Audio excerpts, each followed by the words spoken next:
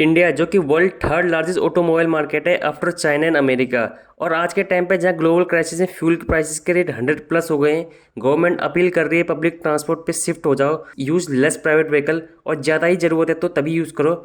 और उसी के अपोजिट देखें तो अप्रैल और मई महीने में सारे कार ब्रांड्स ने बम्पर सेल टच की है, which is very surprising in India.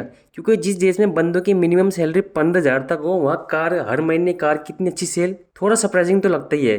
फिर मुझे थोड़ा जानने की इच्छुकता होगी, मतलब ऐसा क्या रीज़न है।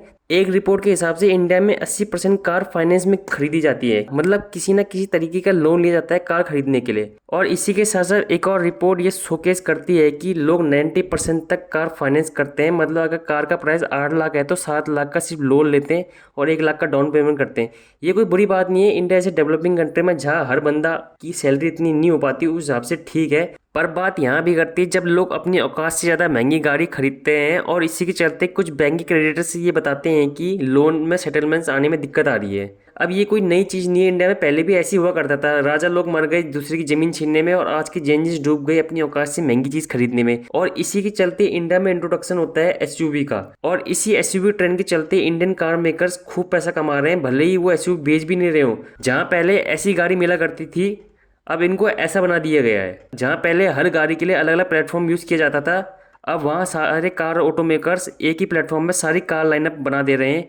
ये चीज़ ऑटोमेकर के पर्सपेक्टिव के हिसाब से तो सही है, उनको कम कॉस्ट लगती है, जिस कारण वो हर 6 या एक साल में नई नई गाड़ी लॉन्च कर देते हैं। और उसी नई चीज़ को लेने के लिए लोग इतने डेस्परेट हो जाते हैं, और कोई नई चीज़ मार्केट में आई नहीं, लोग इतनी ज़्यादा डेस्परेट हो जाते हैं कि अपनी पुरानी चीज़ को बेच के नई चीज़ लेने तैयार हो जाते हैं, थोड़े पैसे और डाल के, थोड़ी ईएमआई और जोड़ के। जैसे कि अभी थोड़ा टाइम पहले टाटा सिएरा आई थी, दबा के एडवर्टाइजमेंट हुई, 70,000 प्री बुकिंग्स हो गई। मतलब साफ समझ सकते हो 70,000 बड़ा कितना बड़ा नंबर है।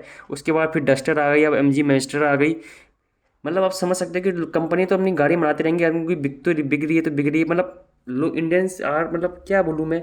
मिंडे की एक रिपोर्ट से ये चीज़ सच हो जाती है, इंडिया में लोग पर्सनल सेटिस्फेक्शन से ज़्यादा सोशल सेटिस्फेक्शन के लिए कार खरीदते हैं, क्योंकि उनको दिखाना होता है इंस्टाग्राम फेसबुक में कि मेरे पास भी एक बड़ी गाड़ी है।